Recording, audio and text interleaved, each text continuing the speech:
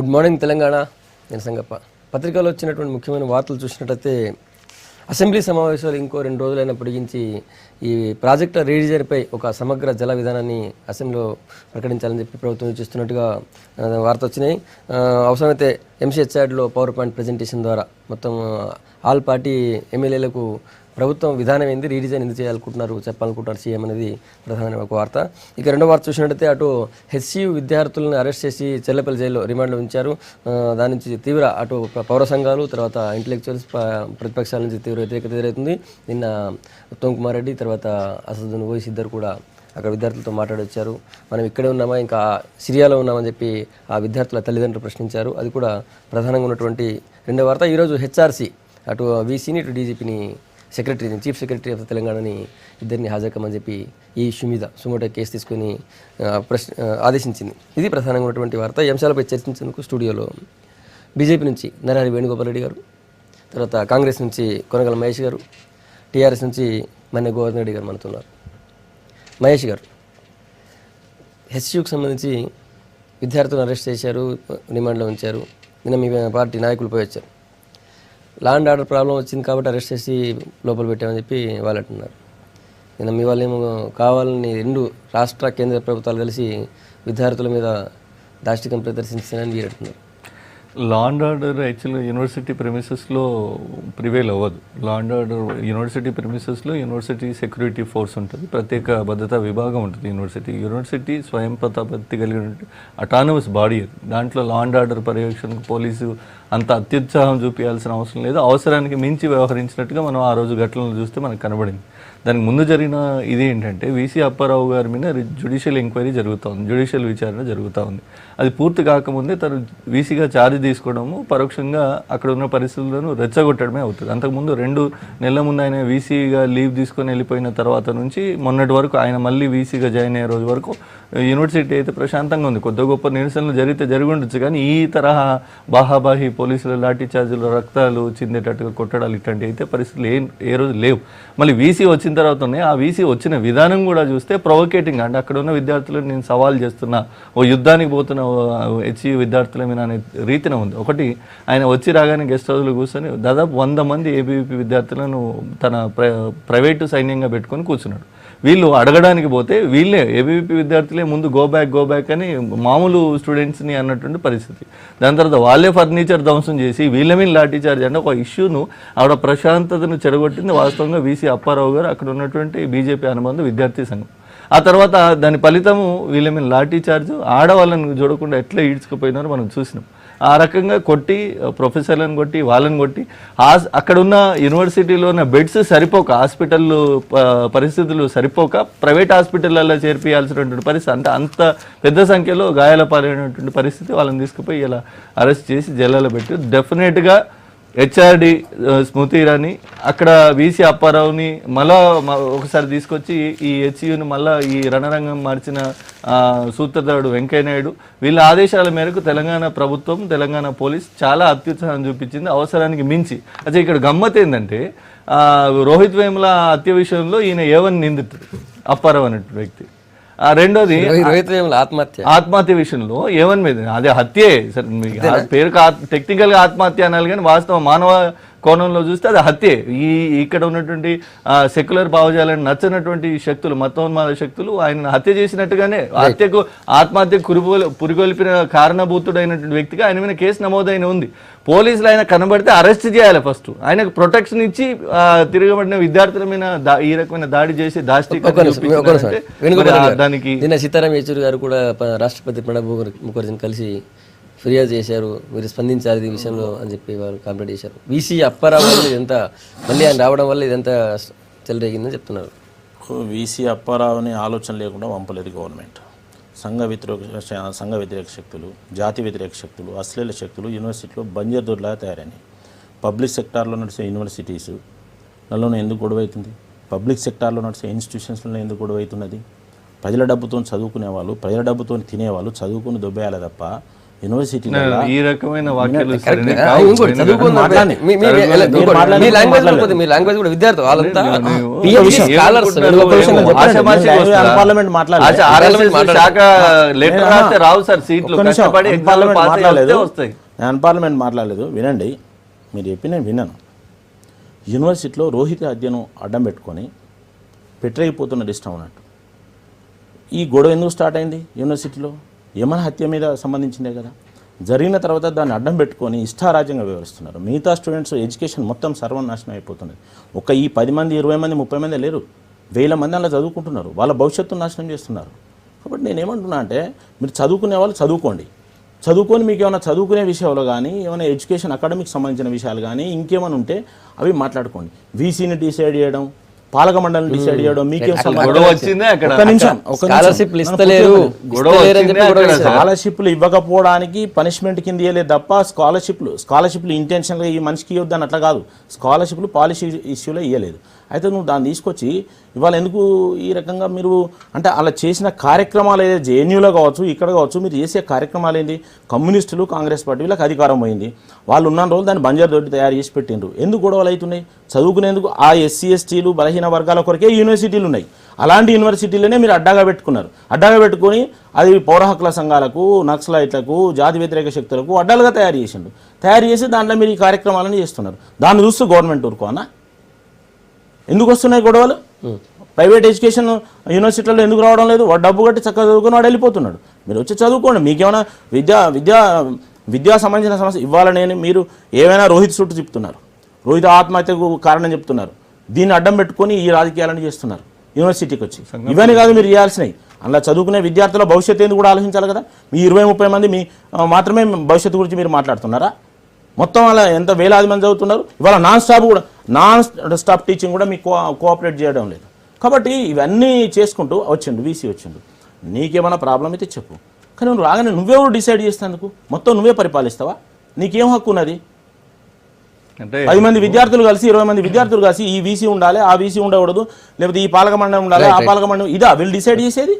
వీళ్ళకి ఏం సంబంధం ఉన్నది? ఒక కమిటీ విచారణ చేస్తుంది. ఆయన ఒక చేయండి, వస్తే పోతాడు.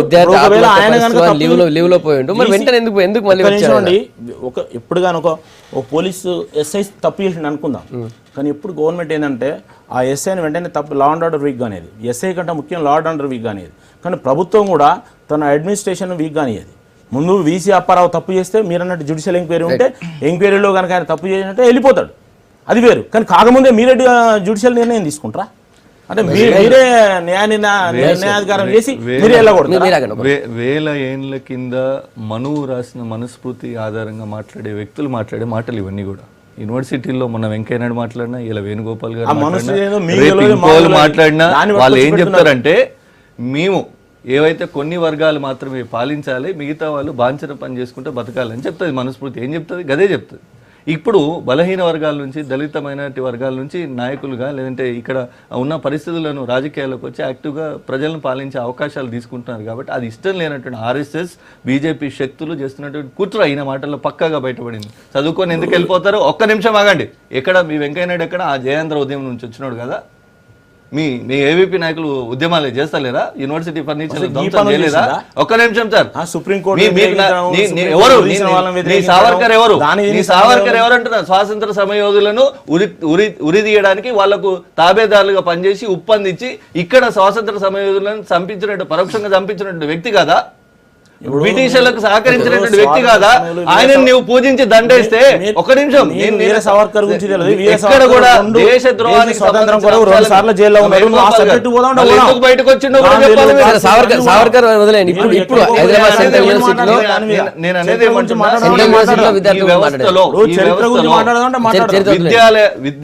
విశ్వవిద్యాలయాలు అంటే విశ్వంలో ఉన్న అన్ని విద్యలు అధ్యయనం చేయడానికి, అభ్యసించడానికి ఒక వేదికలుతో పాటుగా ఈ సమాజాన్ని మార్పే సామాజిక విప్లవాలకు, సామాజిక ఉద్యమాలకు కూడా అవే ఆద్యము. అవి లేకపోతే ఈరోజు యూనివర్సిటీలు లేవు, యూనివర్సిటీలో రిజర్వేషన్ లేవు, జాబులు లేవు, జాబుల్లో రిజర్వేషన్లు లేవు. అనేక మార్పులు జరిగినాయి. 2000 సంవత్సరానికి ముందు చేస్తే రాలేదు. వేణుగోపాల్ గారు 2000 సంవత్సరానికి ముందు subject deviate మీరు మాట్లాడుతున్నారు OU లో కానీ కదా, మిగతా యూనివర్సిటీల్లో subject కానీ confirm ఏబీ మాట్లాడండి. కాకుండా మిగతా జెండాలు ఎగిరే అవకాశమే లేదు. దళిత బహుజనుల జెండాలో ఇంకో పార్టీ జెండాలో ఎగిరే అవకాశమే లేదు. అంత గుత్తాధిపత్యంతో అంత నిరంకుశత్వంతో మీరు నడిపించారు. ఈ రోజు మీరు అనుభవిస్తా ఉన్నారు.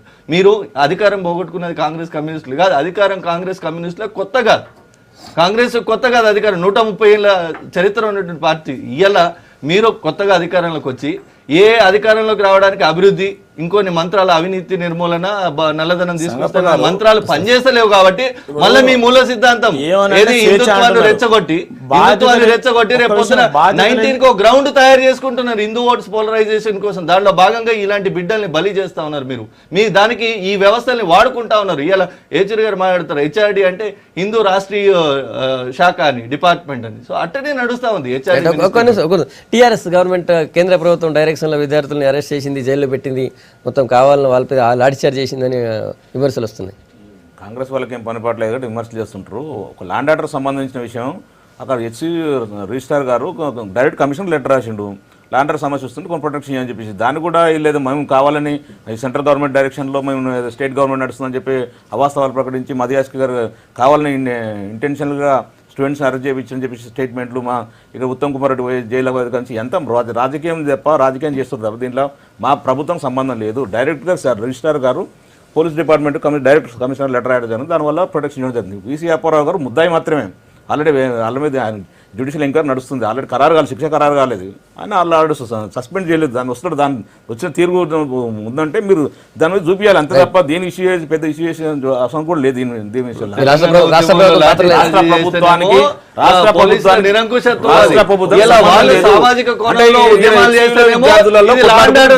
మీ ద్వంద్వ నీతి చూడండి. చూస్తూ కూర్చోవాలా? చూస్తూ కూర్చోంటారు చెప్పండి. చేసింది కదా, ఎందుకు మాట్లాడినావు? స్వయం ప్రతిపత్తి అణిచివేత ధోరణి ఈ రకంగా పోలీసులతో నిరంకుశంగా వ్యవహరిస్తుందని మాట్లాడినావు కదా ఆ రోజు. భారత ప్రభుత్వం మనమందరం కూడా కోట్లాది రూపాయలు ఇచ్చిస్తూ విద్యార్థులని బడుగు బలైన వర్గాలని దళిత వర్గాలను అందరూ చదివిస్తుంటే ఒక 95% చదువుకుంటారు, 5% వాళ్ళు ఇలాంటి వాళ్ళు వచ్చేసి దాన్ని వ్యతిరేకించి ఇబ్బంది చేసేసి యూనివర్సిటీ నడవకుండా ఈ రోజు కన్నయ్య లాంటి వాళ్ళని పెద్ద హీరోగా చేసి దీన్ని పెద్ద ఇష్యూ చేస్తుంది. దానికంటే విద్యార్థి నాయకులు రాకూడదు బయట. ఉద్యమాల నుంచి నాయకులు పుడతారండి. నువ్వు కేసీఆర్ ను నాయకుడిగా నమ్మితే ఉద్యమం నుంచి పుట్టినోడే ఇలా కన్నయ్యను కూడా నువ్వు నమ్మాలా? ఆ రోజు తెలంగాణ విద్యార్థుల మీద లాఠీచార్జ్ జరిగితే గొడవ పెట్టినోడు ఇలా ఈ పేద విద్యార్థుల మీద సబ్జెక్టు ఇప్పుడు మనం మాట్లాడేది ఒకటి మళ్ళీ ఇంకొకటి మాట్లాడుతున్నారు. మేము ఏమంటున్నాం అంటే అందరం మేము కూడా విద్యార్థి ఉద్యమాల నుంచి వచ్చిన ఉద్యమం వేరు. ఈ దేశంలో ఉన్న అనేక సమస్యలు ఉన్నాయి. అనేక సమస్యల మీద అధ్యయనం చేసి దాని గురించి ఎవరన్నా సెమినార్లో అవి మాట్లాడుతుంటారు, అది వేరు విషయం. కానీ బాధ్యత ఇప్పుడు స్వేచ్ఛ గురించి ఎక్కువ మాట్లాడుతున్నారు. స్వేచ్ఛ అంటే తన పట్ల, సమాజం పట్ల, లేదంటే దేశం పట్ల ప్రతి పౌరునికి బాధ్యత ఉంటుంది. బాధ్యత లేని స్వేచ్ఛ ఉండదు ఈ ప్రపంచంలో. ఎవరికి కూడా బాధ్యత లేని స్వేచ్ఛ ఉండదు. బాధ్యతతో కూడుకున్న స్వేచ్ఛ ఉంటుంది. అయితే ఈ బాధ్యత లేకుండా నాకు స్వేచ్ఛ పేరు మీద దేశ వ్యతిరేకంగా, సమాజంలో రాజ్యాంగ వ్యతిరేకంగా, చట్ట వ్యతిరేకంగా తీసుకునే చర్యలు ఏవైతే ఉంటాయో అది స్వేచ్ఛ అనబడదు. దాని స్వేచ్ఛ ఇప్పుడు నక్సలైట్లు ఉన్నారు. నక్సలైట్లను మేము స్వేచ్ఛ అంటే ఏం మాట్లాడతాం? తుపాకీ బట్టి. ఇప్పుడు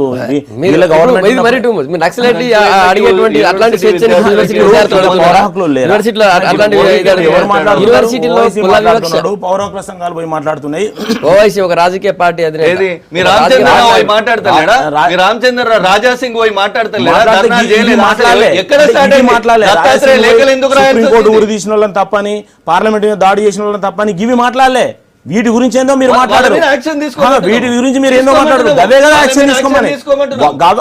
యాక్షన్ తీసుకోమంటే గిల్లు కదా. రోహిత్ వేముల ఆత్మహత్య చేసుకున్న దానికి గవర్నమెంట్ బాధ్యత. ఆయన రాసిన లేఖ చూసి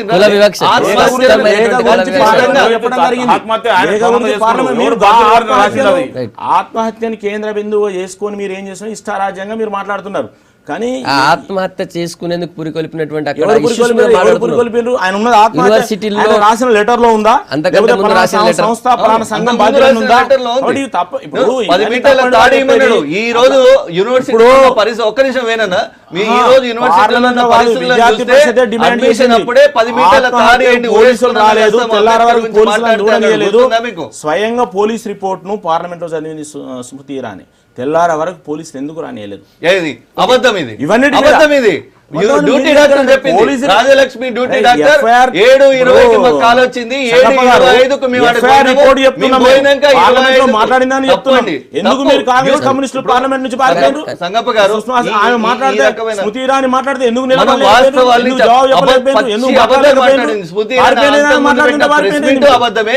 తర్వాత పార్లమెంట్ లో మాట్లాడింది, పూటకు అబద్ధం లేవు, చట్టాలు లేవు, రాజ్యాంగం లేదు, ప్రజాస్వామ్యం లేదు. ఒక్క మాట స్మృతి ఇరానీ గారు ఒక మాట చెప్పినారు పార్లమెంట్ లో, పోలీసులను రానియలేదని చెప్పినారు. తెల్లారి డ్యూటీ డాక్టర్ ప్రెస్ మీట్ పెట్టి చెప్పింది, అయ్యా మాకు 7:20 కాల్ వచ్చింది, 7:25కే మేము అప్పటికే 2 గంటలైంది బాడీ చనిపోయి, మేము ఎగ్జామిన్ చేస్తే ప్రైమరీగా 2 గంటలు అయిపోయింది, 2 గంటలు అయిపోయింది అని చెప్పింది.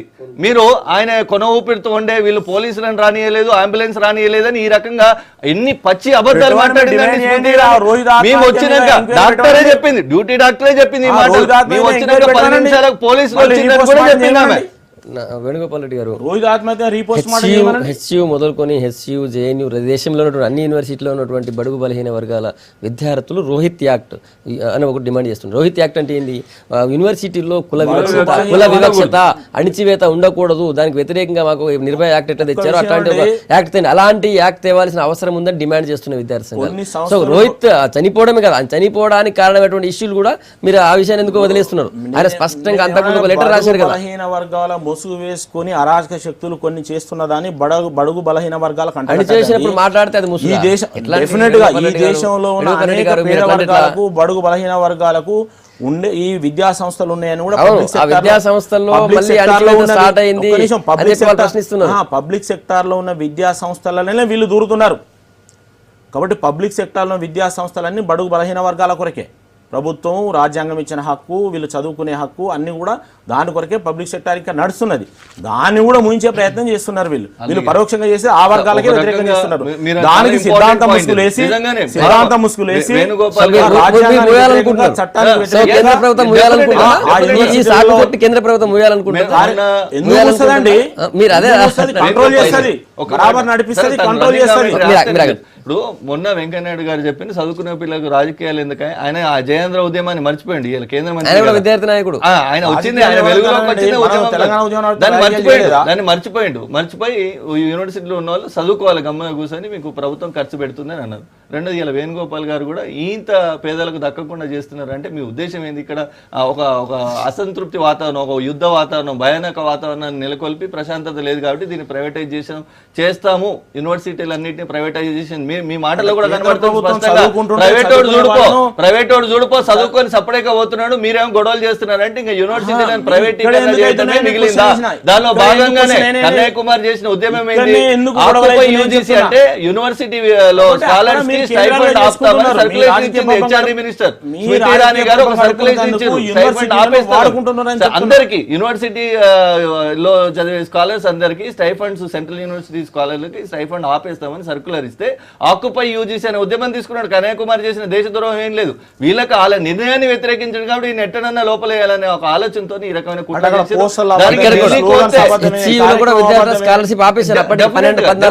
అదే ఇష్యూ. ఈ రోజు మీరు ఏదైతే పేద బడుగు విద్యార్థులకు డబ్బులు ఖర్చు పెడుతున్నామన్నారో ఆ డబ్బులు ఆపినందుకే ఈ గొడవలన్నీ,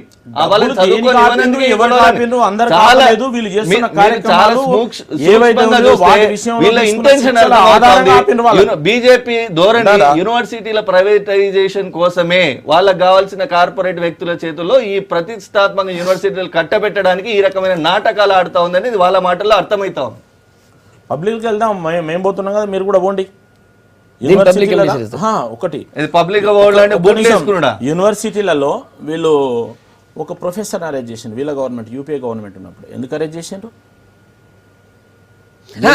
ఇక్కడ కూడా అట్లాంటి Arrest issues ఏమైనా దొరికితే arrest ఉంటే చేయండి. చేయండి. ఇది చర్య అదే కదా తీసుకోండి, ఇవన్నీ చర్య అంటే తీసుకోండి. ఈ కేసులన్నీ అవే కదా ఏం కేసులు? ఏమన్నా ఏ కేసులు? సుప్రీంకోర్టు ఆ ఊరి తీసే వాళ్ళందరికీ జీటీవీ పార్లమెంట్ ప్రసారం దాడి చేసే చేసిన వీడియోలా? వాళ్ళందరికీ కేసులు హక్కుల అంటే పోరాటం జీటీవీ అని, ఈ ప్రసారం అది పోరాటం డాక్టర్ అని, గాని, అది మార్ఫింగ్ ఏం అని. హక్కుల పోరాటం అని, బాధ్యత లేని నేను దేశం వీళ్ళ ఆధారాలు ఏంటంటే ఏ రెండే. హక్కులు ఒకటి ఎక్కడ జీటీవీ బాధ్యత లేని హక్కులు ఉంటాయా? ఎడిట్ చేసి జీటీవీ వాస్తవాలను అవాస్తవంగా చూపించి అవాస్తవాలను వాస్తవంగా చూపించిన వీడియోలు ఒకటి. అంటే ఎవడో స్లోగన్ ఇస్తాడు, కన్యాకుమారి చేయెత్తితే దాన్ని కలిపిర్రు ఆ స్లోగన్ ని ఒకటి. రెండోది ఏబీపీ ఈ గొడవ ఎందుకు వచ్చింది అసలు? కంప్లైంట్. ఈ రెండే వీళ్ళ ఆధారాలు. వీటిని పట్టుకొని వీళ్ళు ఇది దేశద్రోహులు జరిగిన తర్వాత నిర్ణయిస్తున్నారు. చాలా దౌర్భాగ్యం ఏంటంటే ఏ రోజు వీళ్ళు ఎవరు రూల్ చేయాలి? అదే ఒక్క నిమిషం. యూనివర్సిటీని. వేణుగోపాల్ రెడ్డి గారు ఏ రోజు కూడా వీళ్ళు సంస్కరణలను ఎప్పుడు స్వాగతించలేదు.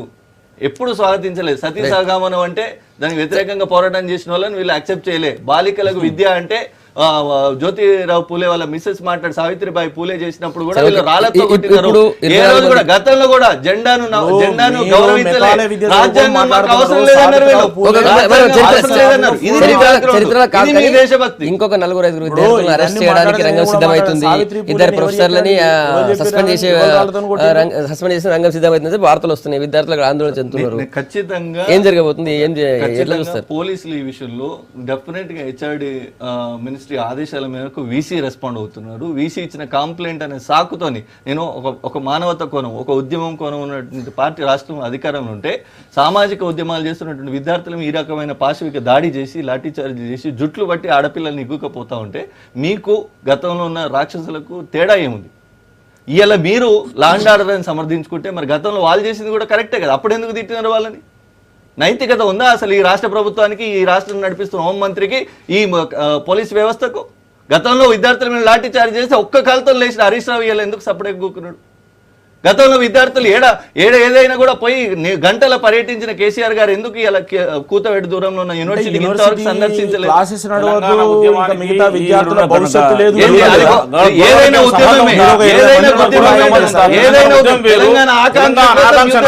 ప్రజల ఆకాంక్షను బడుగు బలహీన వర్గాల విద్యార్థుల కోసం ఈ పోరాటం జరుగుతుంది. ఈ పోరాటం ఎందుకు పోలీసు లాఠీ చార్జ్ చేసినారు? సాక్ష్యం చెప్తాంటుండు. ఎవరెవరు గొడవ చేసారు, ఏమేం చేసినా చెప్పి డైరెక్ట్ వీసీ గారు వెంకయ్యనాయుడు గారు ఏం చెప్పమంటారు? రిజిస్ట్రార్ గారు కమిషన్ లెటర్ రాసిండు. వీసీ గారు డైరెక్ట్ సాక్ష్యం చెప్తాంటుండు. వీసీ వచ్చిన తర్వాత ఆయన వీసీ చాంబర్ మీదకి ఆయన క్వార్టర్ మీద పోయి పగలగొట్టి ఇవన్నీ రౌడీజం గుండె ఎవరు చేసారు? అది వీడియోస్ ఉన్నాయి. వాళ్ళని అరెస్ట్ చేసిండ్రు. బయట పెట్టమనండి. వీడియోస్ గో బ్యాక్ అని నినాదాలు ఇచ్చింది ఎవరు? వచ్చిన విద్యార్థులు రెచ్చగొట్టింది ఎవరు? వాళ్ళకంటే ముందు లోపల 100 మీటర్ల దూరంలో విద్యార్థులు ఉంటే లోపల ఫర్నిచర్ పడితే ఎవడండి లోపల ఏబీపీ విద్యార్థుల బయట ఉన్న ఈ సంఘాల విద్యార్థులు వాళ్ళు పోయి హాస్టల్లో ఉండి మంచిగా బుద్ధిగా చదువుకుంటా పోయి పోలీసులు అరెస్ట్ చేసిందా? నువ్వు వీసీ మీద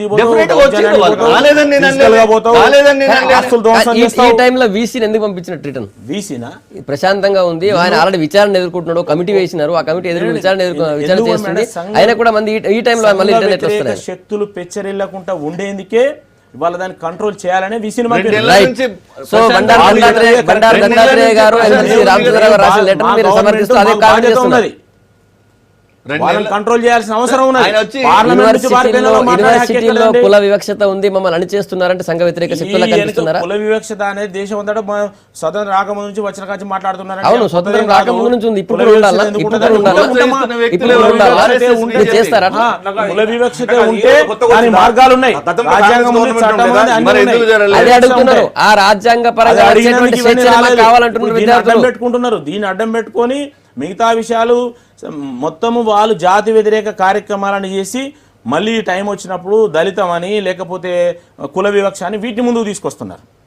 కానీ ఎక్కడ కూడా యూనివర్సిటీలో ఏదండి పబ్లిక్ సెక్టర్లోనే యూనివర్సిటీలో అనేక మంది మీకు ఫార్వర్డ్ క్లాస్ వాళ్ళ కంటే 80-90% బీసీ ఎస్సీ ఎస్టీ మైనార్టీలే అందులో ఉన్నారు. వీళ్ళు ఒక 20-30 మంది గొడవ పెడితే 2000 మంది భవిష్యత్తు ఆడ ఖరాబ్ అవుతున్నది. వాళ్ళు తిడుతున్నారు. 2000 మంది భవిష్యత్తు కాదు, మొత్తం దేశంలో పరిస్థితిని చక్కదిద్దండి. మేధావులు చదువుకునే మేధావులు తయారయ్యేటువంటి యూనివర్సిటీలో ఈ స్థాయిలో వివక్ష ఉంది. బయట ఏ స్థాయిలో ఉంటది?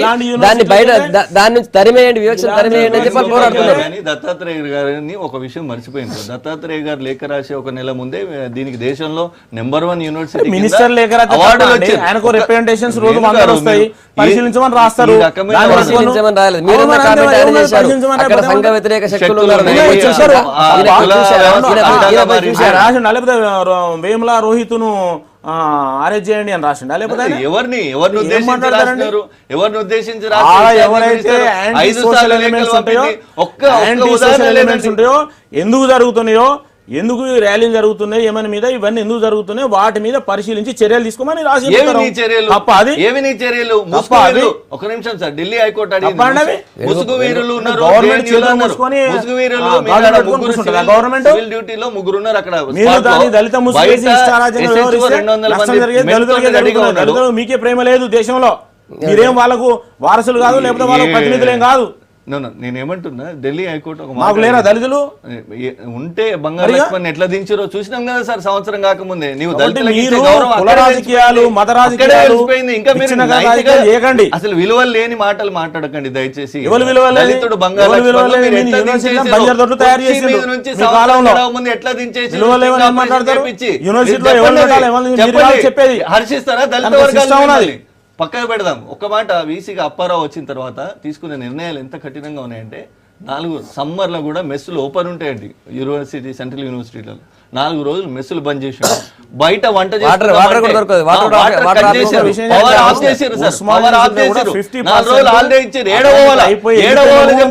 మీరు వీసీ గారు విద్యార్థుల మీద యుద్ధం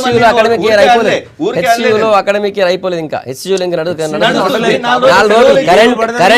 నీళ్లు అన్ని ఆపేస్తారా? మీరు అనుకున్నటువంటి 20 మంది విద్యార్థులు అనుకుంటే ఆపేస్తారా? నిరంకుశత్వం కదా. అంటే యూనివర్సిటీ విద్యార్థులు భయప్రాంతాలకు గురి చేయడమే కదా. 4 రోజులుగా నీళ్లు, కరెంటు, ఏది ఒక చుక్క నీళ్ళు లేదు. టాయిలెట్ పోదామంటే నీళ్ళు లేని పరిస్థితి. అమ్మాయిలు అక్కడ గుంజుకుపోయినారు పోలీసులు, వాళ్ళ మీద లాఠీ చార్జ్ జరిగింది. భయప్రాంతాలకు గురి చేయాలి. యూనివర్సిటీ పరిపాలనకు దానికి వ్యతిరేకంగా ఎవరైతే విద్యను డిస్టర్బ్ చేస్తున్నారో, యూనివర్సిటీ నడవకుండా చేస్తున్నారో వాళ్ళ మీద చట్ట ప్రకారం చర్యలు తీసుకుంటున్నారు. న్యాయస్థానాలు ఉన్నాయి కదండి. ఇప్పుడు మేము కేసు పెట్టినాం అనుకోండి, కేసు పెడితే అక్రమంగా కేసు పెడితే న్యాయస్థానంలో నిలుస్తుందా? అది అక్రమంగా కేసు పెడితే న్యాయస్థానంలో నిలుస్తుందా? కన్నయ్య కుమార్ బెయిల్ కూడా అందుకే వచ్చింది కదా. ఒకటి, ఈ ప్రాజెక్టుల రీడిజైన్ కుంభకోణాల కోసమే, 1000 కోట్ల కుంభకోణాల కోసమే రీడిజైన్ అని చెప్పి పిసిసి ఆరోపిస్తుంది. రీడిజైన్ ఎందుకోసం వివరించేందుకు సిద్ధమని సర్కార్ అంటుంది. మహేష్ గారు, ఏం ఆధారాలున్నాయని అప్పుడే కుంభకోణం ఉంటుంది కాంగ్రెస్ పార్టీ రీడిజైన్ల మీద? కాంగ్రెస్ పార్టీ చేసిన తప్పిదాలను సరిచేయడం కోసమే రీడిజైన్ అని సర్కార్ అంటుంది. ఎప్పుడైనా ప్రాజెక్టులు నిర్మించిన, డ్రా చేసిన, దానికి సంబంధించిన ప్రాజెక్టు రూపొందించిన కొన్ని కాంట్రాక్ట్ సంస్థలు లేదంటే అక్కడ ఉన్నటువంటి ఇంజనీర్లు చేస్తారండి. టీఆర్ఎస్లో ఉంది కాబట్టి కేసీఆర్, లేదంటే కాంగ్రెస్లో ఉంది కాబట్టి గతంలో ఉన్న ముఖ్యమంత్రులు చేయరు. వాళ్ళకు ఒకటే ఆలోచన ఉంటుంది, తెలంగాణకు నీళ్ళు ఇవ్వాలి, దానికోసం అక్కడ ప్రాజెక్ట్ కట్టారు. ప్రాణహిత చేయాలని ఒక ప్రాజెక్ట్ తీసుకున్నారు. దానికి ఏదైతే డిజైనింగ్ ఇచ్చిన వ్యాప్కో సంస్థ ఇలా అది రీడిజైనింగ్ చేయాలి అని అంటుంది. ఆ రోజు డిజైనింగ్ ఇచ్చిన రోజు ఉన్న సంస్థని ఈరోజు ఒపీనియన్ మార్చుకోవడానికి దాని వెనుక ఏమి ఒత్తిళ్లకు ఉండి ఉంటాయి అనేది మనం ఆలోచన చేయాలి. దీన్ని పార్టీ తీసుకునే నిర్ణయం కాదు, ఇంజనీర్లు తీసుకున్నట్టు నిర్ణయం. ఆ నిర్ణయాన్ని ఈరోజు మార్చుకొని, రెండవది ఎత్తు తగ్గింపు మీద మాకు కొన్ని అనుమానాలు ఉన్నాయి. ఎత్తు తగ్గింపు ఉందా లేదా అనే మీద, అసలు మహారాష్ట్రలో ఏం జరిగింది అనే దాని మీద ఇంతవరకు క్లారిటీ లేదు. ఈవెన్ ముఖ్యమంత్రి చెప్పినా ఏం జరగలేదు, ఏదో మండలి ఏర్పాటు అనే వరకు పైన మాట్లాడింది. కానీ అక్కడ ఈ ప్రాణహిత చేవెళ్లను వ్యతిరేకిస్తూ ఉద్యమాలు చేసినటువంటి వ్యక్తి ఫడ్నవీస్ ఈరోజు ముఖ్యమంత్రిగా ఉన్నారు. ఆయన ఒప్పుకున్నాడంటే దీని లేదో మతలబ్ ఉంటుంది కదా.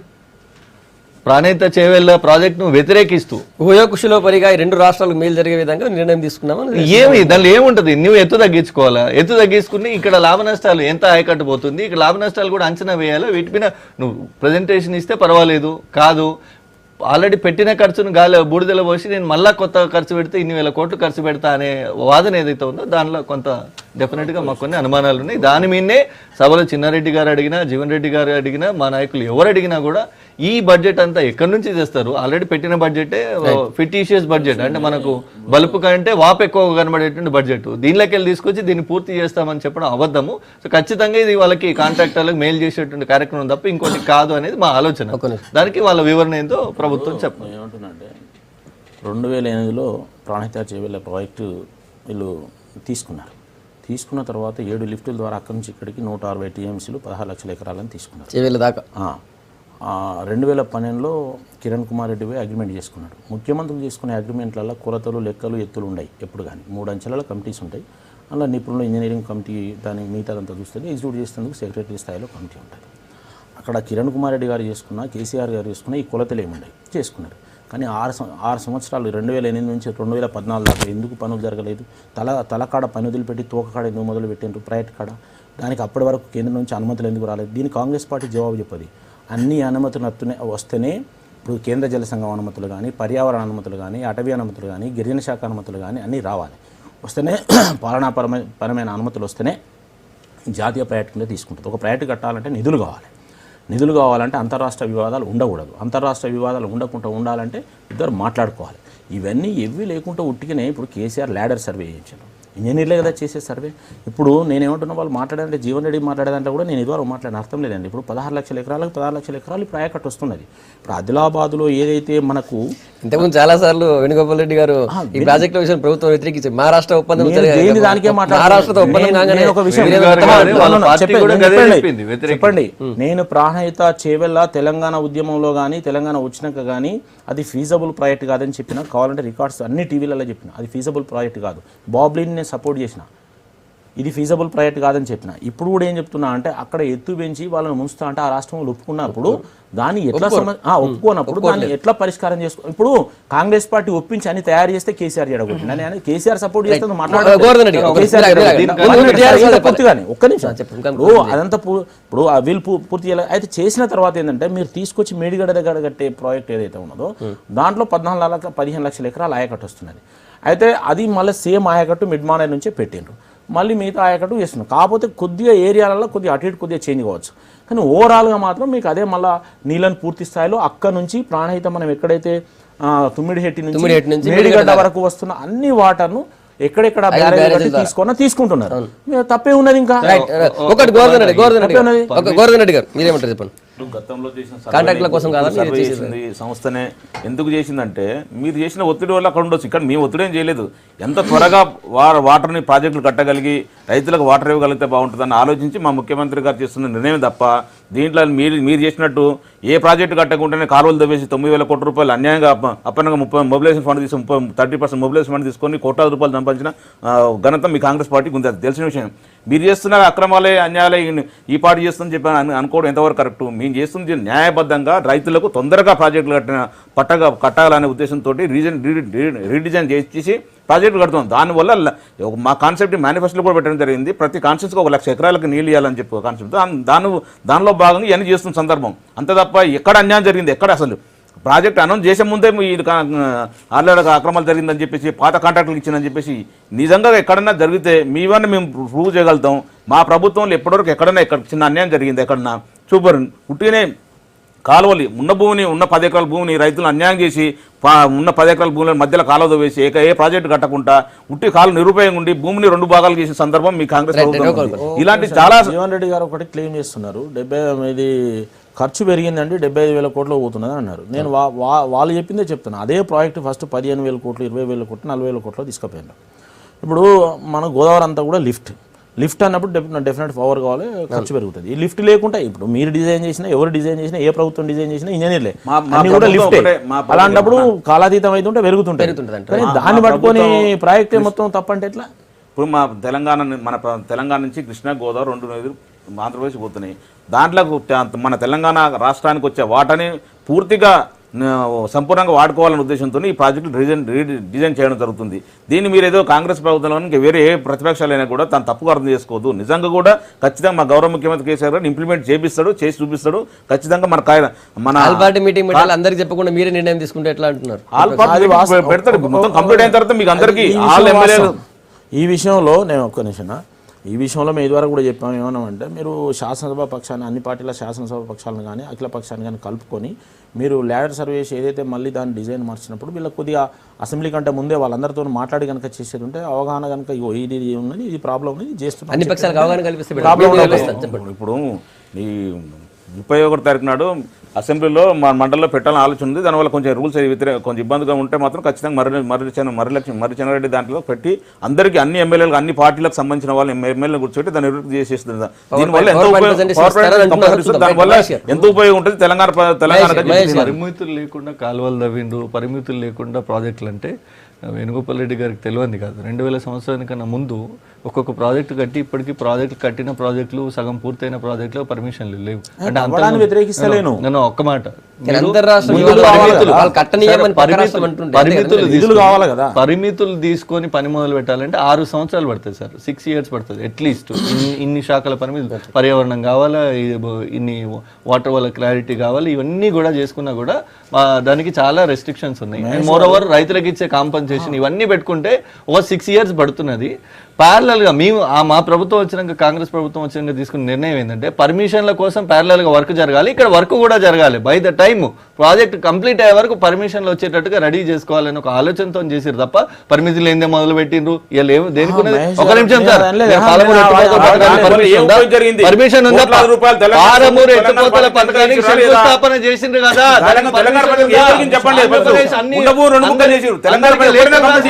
కృష్ణా ట్రిబ్యునల్ లేఖ రాసింది, కేంద్ర జనవనరుల సంఘానికి లేఖ రాసింది, మంత్రికి లేఖ రాసింది. మీ పాలమూరు పరిమితులు శంకుస్థాపన చెప్పు.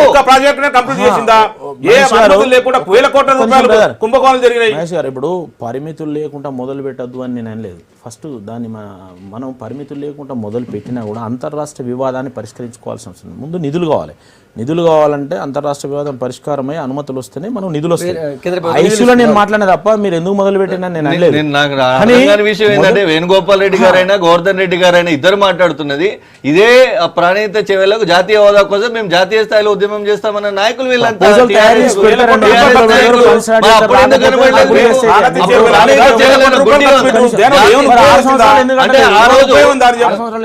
సంగప్ప గారు ప్రాణహిత చెవులకు జాతీయ హోదా రావాలని డిమాండ్ చేసిన నాయకులకు ఆ రోజు ఉన్న డిజైనింగ్ గురించి డిజైన్ తెలియకుండానే దానివల్ల ఫలితాలు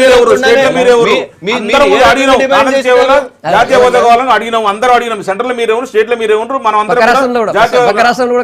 కాంగ్రెస్ ఉంది. అదే స్టేట్ లో జాతీయ హోదా ఏమన్నావు, జాతీయ హోదా మహేష్ గారు, గోవర్ధన్ రెడ్డి గారు అడిగిన ప్రశ్న, అప్పుడు ఉమ్మడి ఆంధ్రప్రదేశ్ లో మీరే ఉన్నారు, కేంద్రంలో మీరే ఉన్నారు, మహారాష్ట్రలో కూడా మీరే ఉన్నారు. మరి మీరెందుకు పర్మిషన్ తీసుకున్నారు? అంతరాష్ట్ర వివాదాలు మీరెందుకు పరిష్కరించలేకపోయారు? మహారాష్ట్రలో అప్పుడు కాంగ్రెస్ అధికారంలో ఉంటే ప్రతిపక్షంలో ఉన్న ఫడ్నవీస్ బీజేపీ వాళ్ళు ఉద్యమాలు చేసినారు. మహారాష్ట్రలో అక్కడ ఉన్న ప్రభుత్వాన్ని డీస్టెబిలైజ్ చేయడానికి అమలు చేస్తున్నాం కదా.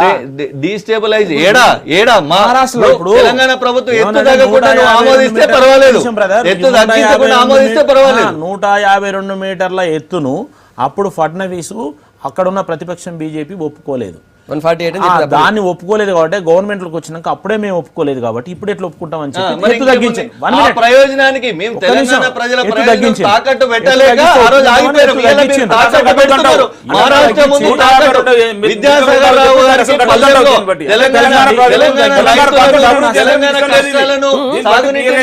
తెలంగాణ ప్రాంతం, తెలంగాణ ప్రజలు అభివృద్ధి చేయడం ఇష్టం లేదు. తెలంగాణ ప్రజలకు, రైతులకు వాటర్ రావద్దు. 152 మీటర్లు పెట్టుకొని ఏ రకమైన వాదన? ఈ ప్రాంత ప్రయోజనాల కట్టుబడి మేము ఎత్తు తగ్గించలేదు.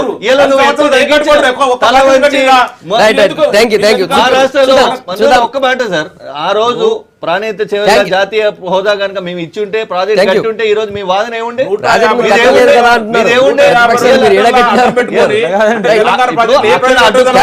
థ్యాంక్ యూ మహేష్ గారు, గోవర్ధన్ రెడ్డి గారు, తర్వాత వేణుగోపాల్ రెడ్డి గారు. Good morning Telangana. మీ అప్లై చెప్పిన మొత్తానికి చూద్దాం. సీఎం గారు ఆల్రెడీ పవర్ పాయింట్ ప్రెజెంటేషన్ ఇవ్వడానికి రెడీ అవుతున్నారు అంటున్నారు. పవర్ పాయింట్ ప్రెజెంటేషన్ ద్వారా రాష్ట్ర ప్రజల తర్వాత విపక్షాలను మనం తీరుతామని చూద్దాం. ఇది వాటి గుడ్ మార్నింగ్ తెలంగాణ.